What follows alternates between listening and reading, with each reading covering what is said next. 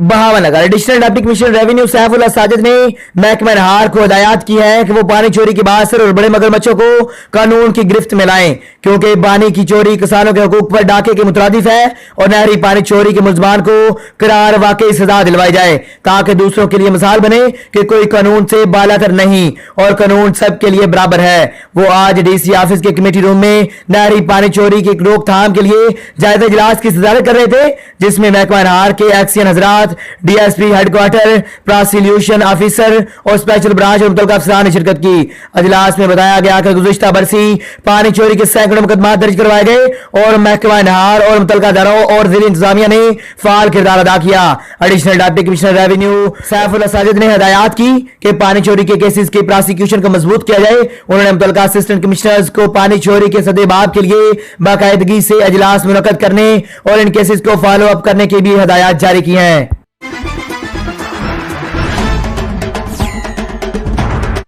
Breaking news जी नाज़रीन, बड़ी खबर से आपको आगाह करेंगे अमान से, जहां पर अमान की शहजादी की मोदी को धमकी, अगर इसने हिंदुस्तान के मुसलमानों पर जुल्म बंद ना किया तो वो 1 मिलियन हिंदुओं को अमान से निकाल देंगी। जी नाज़रीन, बड़ी खबर से आपको आगाह करें अमान से, जहां पर अमान की शहजादी मोदी को धमकी, अगर इसने हिंदुस्तान के मुसलमानों पर जुल्म बंद ना किया तो वो 1 मिलियन हिंदुओं को अमान से निकाल देंगी।